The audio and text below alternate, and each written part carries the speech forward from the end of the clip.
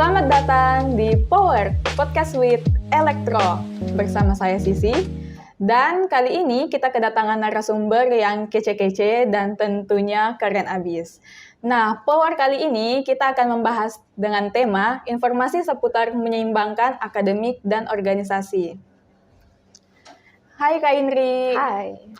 Kak Indri bisa mungkin sapa-sapa Sobat Elektron yang lagi nonton. Hai Sobat Elektro. Ya. Kak Indri bisa perkenalkan diri mungkin ke Sobat Elektro. Oke, baik. Jadi mungkin ada beberapa orang yang tidak kenal saya ya tentunya. Jadi perkenalkan, nama saya Indrartini, saya alumni Elektro Unifang angkatan 2016. Saya pernah menjabat sebagai anggota Departemen Kominfo periode 2017-2018.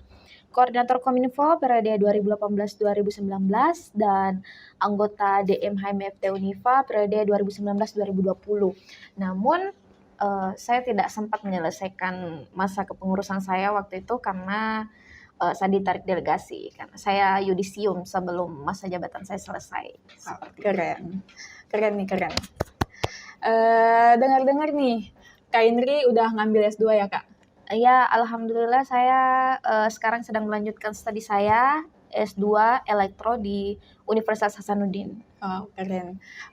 Menurut Kak Indri nih, kan lagi pandemi nih Kak.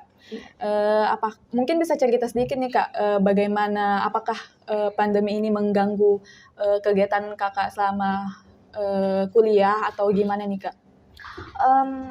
Kalau untuk mengganggu sebenarnya tidak ya, sebenarnya mengganggu, cuman mungkin agak kurang efisien karena selama pandemi ini kita kan dilarang untuk berkegiatan di luar, terus kuliahnya juga pastinya online karena kita tidak bisa berinteraksi secara langsung.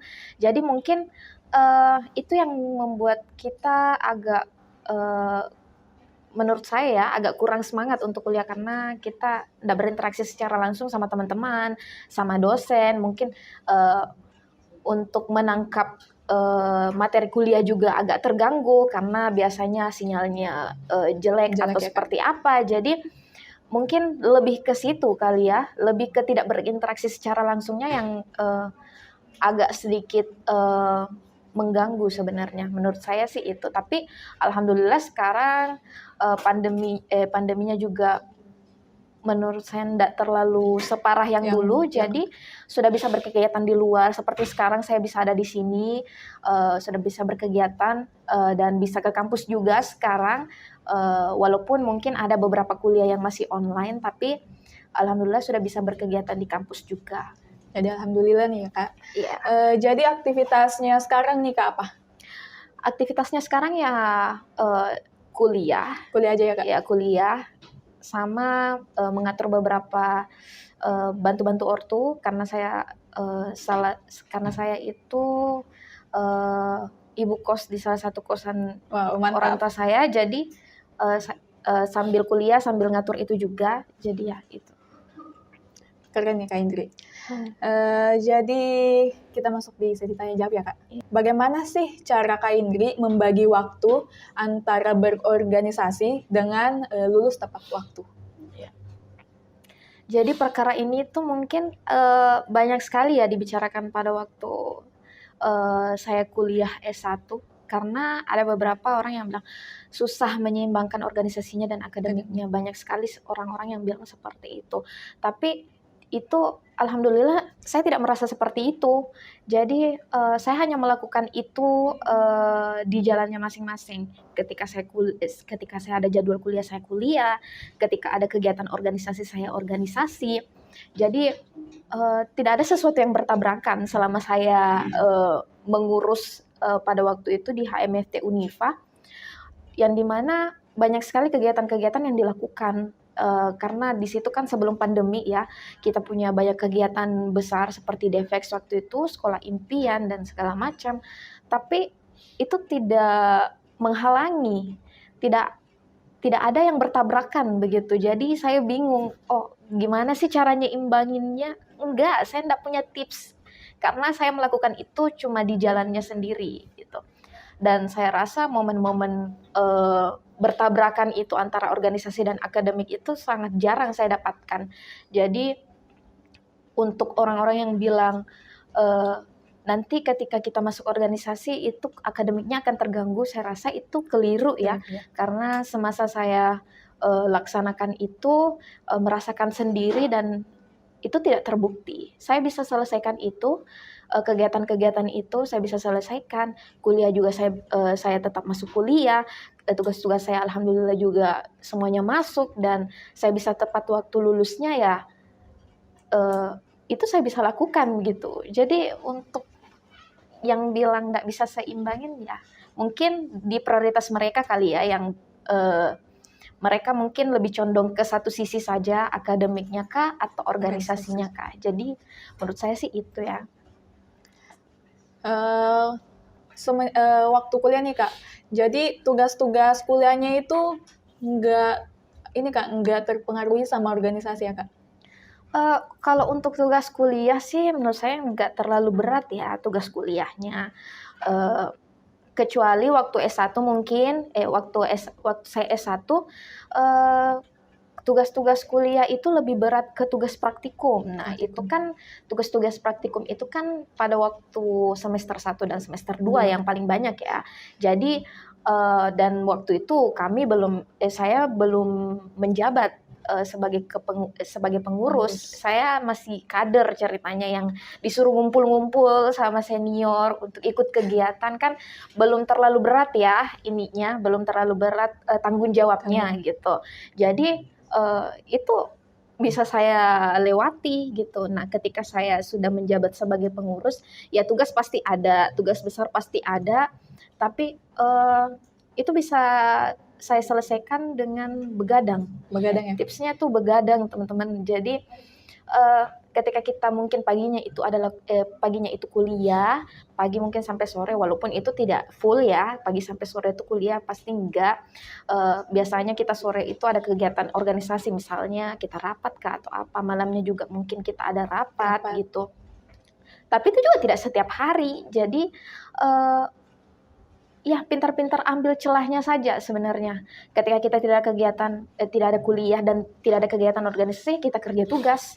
Atau misalnya mungkin pada hari itu kita full kegiatan, kuliah dan organisasi, ya kita begadang untuk ngerjain tugas. Karena ketika kita sudah mengambil tanggung jawab gitu, tanggung jawab kita kan kuliah, yang pertama itu kuliah, yang kedua itu adalah tanggung jawab ketika kita sudah masuk organisasi, sudah mengambil tanggung jawab, nah kita harus selesaikan itu. Kita punya resiko untuk ketika kita mengambil keduanya, jadi kita harus selesaikan kedua-duanya juga gitu. Jadi kerjain tugasnya pakai sistem kebut semalam ya Kak?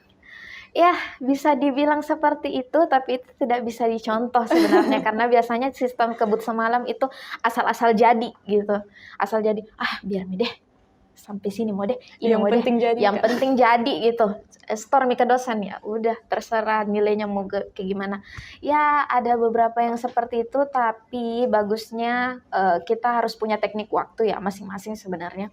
Kita harus punya teknik waktu yang dimana bisa menyelesaikan itu dengan sebaik-baiknya gitu. Sistem kebut semalam saya tidak sarankan untuk teman-teman, tapi ketika kepepet pasti saya lakukan juga gitu. Pertanyaan selanjutnya nih Kak, menurut Kak Indri, bagaimana antara akademik dan organisasi yang beresiko untuk waktunya Kak Indri dengan keluarga? Ya, waktu itu organisasi, akademik, dan keluarga ada 3 ya sebenarnya yang mau diluangkan waktunya. Tapi waktu itu karena saya adalah seorang pendatang di sini, jadi saya di sini tinggal di kos-kosan orang tua saya. Saya juga sebagai ibu kosnya waktu itu. Dan orang tua saya jauh. Orang tua saya ada di Baru. Jadi di sini saya tinggal sendiri sebenarnya. Saya tinggal sendiri, jadi untuk waktu sama orang tua kan kurang ya, tidak ada. Walaupun mungkin ada beberapa mungkin acara keluarga atau seperti apa, tapi alhamdulillahnya orang tua saya itu selalu mengerti ketika saya bilang, aduh nggak bisa Kak dulu pulang, saya nggak bisa pulang hari ini karena ada kegiatan ini ku di kampus, ada kegiatan ini, ada kegiatan ini. dan orang tua saya mengerti gitu. Mereka tidak ada yang membatasi saya untuk melakukan kegiatan di luar perkuliahan. Jadi alhamdulillahnya sih itu ya. Cuman mungkin ada beberapa teman-teman yang mungkin punya orang tua yang selalu berpikiran bahwa organisasi itu akan menghalangi akademiknya dan akhirnya mereka dilarang untuk masuk organisasi ini itu dan ini itunya. Mungkin mereka yang tinggal bersama orang tua akan sulit untuk keluar. Jadi tapi semasa saya mengurus waktu itu kita mendapatkan beberapa orang yang seperti itu tentunya, misalnya junior-junior kita yang mengalami hal seperti itu yang orang tuanya agak sulit untuk diajak kerjasama. Jadi biasanya itu teman-teman saya minta izin langsung ke orang tuanya. Jadi mereka langsung datang ke orang tuanya minta izin, menjelaskan tentang bahwa organisasinya ini tidak akan menghalangi akademiknya gitu. Intinya sisa kitanya sih yang membuktikan ketika memang mungkin kita punya orang tua yang mungkin istilah sekarang strict parents ya, yang mereka melarang untuk berkegiatan dikarenakan takut organisasinya terganggu. Dari kita mami, kita yang membuktikan bahwa organisasiku tidak halangi akademiku, bisa juga selesai tanpa tidak berorganisasi, misalnya kayak gitu kan. Jadi itu sih dari saya, karena saya punya orang tua yang alhamdulillah mensupport apapun kegiatan saya, jadi saya tidak ada masalah dengan hal itu. Tapi mungkin teman-teman yang lain punya masalah seperti itu. Jadi tapi di Elektro Unifa itu biasanya sih pasti senior-seniornya pergi ke orang tuanya untuk menghadap. Biasanya saya lihatnya seperti itu. Minta izin ya Kak? Ya minta izin kalau misalnya ada pengumpulan atau ada kegiatan pasti minta izin ke orang tuanya langsung, seniornya yang datang ke orang tuanya dan meminta izin secara langsung begitu, yang bertanggung jawab untuk anaknya. Dan ketika mungkin pulang tengah malam pasti diantar pulang sama teman-temannya. Jadi ya menurut saya aman sih ya, tergantung dari kita cara berkomunikasi dengan orang tuanya seperti apa gitu. Keren nih orang tuanya Kak Indri. Jadi alhamdulillah Kak Indri bebas berkegiatan gitu ya Kak? Ya alhamdulillah saya bebas berkegiatan, walaupun biasanya orang tua saya nelpon tengah malam ya, biasa beberapa kali saya dapatkan seperti itu, orang tua saya nelpon tengah malam dan nanya di mana kok kayak gitu. Saya di kampus gitu, tapi saya tidak bohong waktu itu karena memang saya di kampus gitu. Ada orang di kampus tengah malam sampai tengah malam, ada kegiatan kuliahku, ada kegiatan organisasiku. Bilang oh iya, hati-hati kok pulang, just it. Maksudnya di mana mereka percaya sama saya bahwa betul-betul anak saya ada di kampus gitu, tidak kemana-mana. Karena memang saya waktu itu cuma di kampus, kampus pulang. Saya jarang untuk berkeliaran di luar. Walaupun itu mungkin saya ada di kafe atau di mana, pasti rame-rame sama teman-teman kepengurusan saya waktu itu. Jadi orang tua saya ini percaya gitu. Kalau waktu itu sih kayak gitu ya. Jadi tipe Kak Indri itu kura-kura nih guys. kuliah rapat. Oh iya. Pakat saya itu ya. Jadi untuk ini Kak, kan ada pernyataan nih Kak, kalau tidak pernah ikut organisasi itu saat kuliah, bakalan susah cari pekerjaan biarpun IPK-nya tinggi. Menurut Kakak gimana nih? Jadi pernyataan itu ya, ketika kita tidak berorganisasi akan sulit dapat kerja di dunia luar, menurut saya itu agak keliru ya. Menurut saya itu agak keliru. Walaupun saya mengikuti organisasi atau segala macam, tapi saya tidak terlalu sepakat dengan pernyataan itu, karena kita tidak pernah tahu orang di luar sana itu seperti apa. Nasibnya orang di luar sana itu seperti apa. Mungkin sekarang kita punya banyak kegiatan, kita aktif di organisasi dan banyak melakukan kegiatan, tapi mungkin kalau kita selesai kita agak sulit dapat pekerjaannya, dan ada orang yang ketika kuliah cuma kuliah saja, tapi setelah selesai dia bisa dapat kerja yang baik, kan kita nggak pernah tahu hal itu kan. Cuman yang saya alhamdulillahnya sekarang itu ketika saya sudah selesai S1, alhamdulillahnya eh, banyak skill yang terupgrade pada saat saya melakukan kegiatan-kegiatan pada waktu S1 itu. Banyak skill yang saya dapatkan, banyak manfaat-manfaat yang saya dapatkan waktu melakukan kegiatan itu. Saya bisa tahu bagaimana caranya untuk berbicara di depan umum seperti ini. Saya bisa tahu bagaimana caranya untuk menghadapi orang ketika kita keluar ke mana ya, misalnya kita bawa proposal ke perusahaan. Saya bisa tahu, begini cara negosiasi, begini cara ini.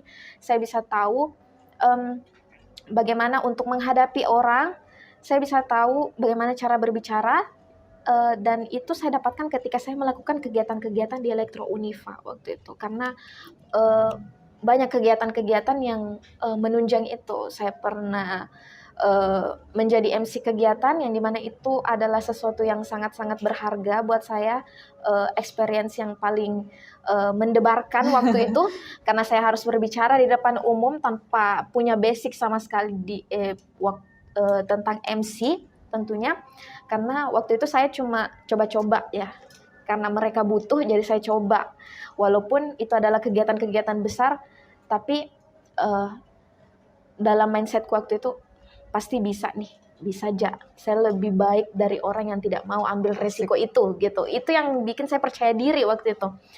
Bukan tidak mungkin orang lain bakalan takut untuk ambil resiko ini, tapi saya bisa ambil resiko itu. Jadi saya memberanikan diri. Setelah saya dipilih waktu itu, baru Pak pusing gitu.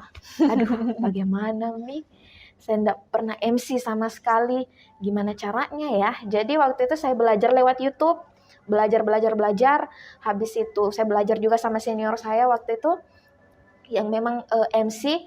Jadi saya belajar. Nah, waktu itu di pikiran saya, minimal tidak malu-maluin lah, tidak malu-maluin diri saya, tidak malu-maluin kegiatan saya, dan tidak malu-maluin himpunan saya waktu itu. Itu yang saya pikir. Indri, jangan sampai kamu bikin malu gitu, jangan sampai ngeblank, jangan sampai, pokoknya lakukan yang terbaik lah yang kamu bisa gitu. Walaupun sebenarnya ketika selesai kegiatan pasti ada penyesalan lah ya. Aduh, tadi kenapa nggak bilang ini ya? Aduh, tadi kenapa Kak bilang ini, Dik? Kenapa tadi nggak bilang ini gitu? Pasti ada penyesalan, banyak sekali penyesalan yang saya pikirkan waktu itu, dan penyesalan itu yang membuat saya bilang, penyesalan ini yang bikin saya belajar terus. Jadi ketika saya MC lagi, ketika saya melakukan hal itu lagi, itu saya bisa tahu, bilang, nanti tuh kayak gini, harusnya bilang kayak ini gitu. Nanti tuh bilang kayak ini gitu. Jadi untuk teman-teman yang ini, jangan takut ambil resiko lah. Jangan takut ambil resiko, karena semua orang tuh punya ini ya, pasti punya problemnya masing-masing. Jadi jangan takut ambil risiko, menurut saya itu. Wow, Sobat Elektro, ternyata Kak Indri sangat keren. Alhamdulillah. Nah, Sobat Elektro nih bisa terinspirasi dari sosok Kak Indri ini, dari bagaimana caranya menyeimbangkan antara organisasi dan akademik, dan semuanya lah pokoknya. Untuk cewek-cewek Elektro juga nih, bisa jadi inspirasi banget nih. Kak Indri haus? Ya, alhamdulillah. Saya dari tadi sudah minum kopinya loh, dan ternyata ini tidak terlalu berat karena lambung saya cupu untuk menerima kopi, tapi ini alhamdulillah tidak terlalu berat ya, jadi tidak bikin saya sakit perut. Gitu. Tentunya Kak, karena quinoa itu enak di lambung loh. Nah, untuk bestsellernya itu quinoa punya ini, kopi Saleko. Ada varian baru juga, ini banana regal, ada susu coklat, ada red velvet, dan satu lagi nih, ada kopi bonga. Quinoa juga punya loh Jumat Berkah, jadi tiap hari Jumat itu Quinoa ngadain potongan hingga 10%. Selain itu untuk pengguna sepeda juga ada potongan 10%-nya. Selain itu untuk teman-teman yang suka Car Free Day atau keluar nih hangout bareng teman-teman di hari Minggu, datang aja nih di Quinoa karena Quinoa juga punya potongan 10%. Jadi sama dengan arti namanya, Quinoa yaitu baik. Jadi orang-orang yang di sana itu baik banget karena selalu ngadain promo. Nah, untuk teman-teman yang mau pesan kopinya, silahkan DM aja di Instagramnya atau chat di WA, atau pesan di GrabFood atau GoFood. Nah, lanjut lagi nih Kak. Atau saya minum dulu Kak. Udah. Enak Kak? Enak. Nggak terlalu berat guys. Jadi lanjut nih Kak. Bagaimana cara, mungkin ada tips-tips nih Kak untuk sobat elektro di rumah. Tips-tipsnya untuk menyeimbangkan organisasi dan akademik ya. Sebenarnya saya nggak terlalu punya tips ya untuk teman-teman, karena sekali lagi yang saya tekankan itu adalah organisasi itu tidak pernah menghalangi akademiknya. Organisasi dengan jalannya sendiri, akademik dengan jalannya sendiri, dan semuanya bisa berjalan dengan beriringan. Jadi tips saya adalah tahu dulu nih yang mana jadi prioritasnya kalian. Apakah organisasi dan akademik. Nah, kita kan kesini untuk kuliah ya. Jadi prioritas utama itu adalah kuliah atau akademik kita. Karena itu adalah tanggung jawab untuk diri kita dan orang tua kita yang telah membayarkan uang kuliahnya. Jadi lakukan itu sebaik-baiknya dulu gitu. Setelah itu lakukan tanggung jawab di organisasi. Ketika kita sudah mau ambil tanggung jawab, misalnya jadi ketua himpunan, anggota, koordinator, apapun itu tanggung jawab yang kita ambil, kita harus selesaikan itu dengan sebaik-baiknya tanpa mengenyampingkan yang satunya. Tanggung jawab yang satunya itu adalah kuliah dan akademik kita. Jadi ketika kita merasa bahwa organisasi saya ini sudah saya lebih nyaman nih di organisasi, saya lebih nyaman melakukan kegiatan organisasi daripada kuliah. Nah, kembali lagi kita harus pikirkan bahwa kuliah adalah prioritas utama saya, jadi saya harus melaksanakan ini walaupun saya mungkin malas, tidak suka, semua orang punya rasa malas tentunya, tapi saya tetap harus laksanakan dan lakukan dengan sebaik mungkin. Baru kita bisa bertanggung jawab dengan apa yang kita ambil sendiri, yang itu organisasi kita. Jadi lakukan di jalannya masing-masing, tahu yang mana prioritas yang harus didahulukan, dan yakin dan percaya itu akan selesai dengan tepat waktu tentunya. Saya yakin itu, karena saya sudah merasakan sendiri. Dan teman-teman yang lain juga, seangkatan saya dan kakanda-kakanda tentunya, banyak yang sudah selesai tepat waktu dan mereka juga melakukan kegiatan-kegiatan organisasi gitu. Jadi organisasi nih Kak, sangat membantu ya Kak, karir Kakak ke depannya. Sangat-sangat membantu. Di situ kita bisa menunjang beberapa skill kita yang mungkin kita tidak dapatkan di akademik. Ya, menurut saya itu sangat-sangat membantu ya untuk sekarang, dan untuk teman-teman yang mungkin sudah selesai pasti merasa terbantu dengan hal itu gitu. Jadi teman-teman Sobat Elektro yang lagi nonton ini, jangan takut untuk masuk organisasi, karena organisasi sangat membantu kita untuk ke jenjang yang lebih bagus ke depannya, seperti Kak Indri. Jadi yang terakhir nih Kak, untuk Kak Indri, apa pesan-pesan Kakak untuk Sobat Elektro yang sedang menempuh perkuliahan sambil organisasi juga? Oke. Jadi untuk pesan-pesan untuk teman-teman yang sedang kuliah dan organisasi juga, lakukan itu sesuai dengan sebaik-baik mungkin. Selesaikan tanggung jawab yang kalian ambil, maupun itu kuliah, maupun itu organisasi, kalian harus selesaikan itu dengan sebaik mungkin. Jangan takut untuk ambil resiko, jangan takut untuk ambil jabatan-jabatan yang strategis, misalnya jadi ketua himpunan, koordinator, atau segala macam, ambil fungsionaris di kegiatan-kegiatan. Jangan takut untuk berlomba-lomba mengambil itu, karena yakin dan percaya itu akan meningkatkan skillnya kalian nantinya. Itu akan jadi bekal untuk kalian ke depannya nanti. Dan untuk teman-teman yang masih ragu nih untuk masuk organisasi, karena mungkin beberapa alasan, misalnya takut kuliahnya berantakan, atau takut sama senior, atau seperti apa, entah itu apa alasannya, jangan takut untuk mengambil itu gitu. Apa ya istilahnya, perbanyak kegiatan di S1-nya kalian, perbanyak kegiatan semasa kalian kuliah, karena momen seperti itu akan tidak terulang lagi nantinya. Jadi untuk sekarang perbanyaklah kegiatan, tingkatkan skillnya kalian, ikuti kegiatan-kegiatan yang positif, dan yakin dan percaya itu akan jadi sesuatu yang baik ke depannya untuk kalian. Itu sih untuk Jadi itu dia pesan-pesan dari Kak Indri. Semoga dapat memotivasi dan menjadi inspirasi untuk teman-teman sobat elektro di rumah.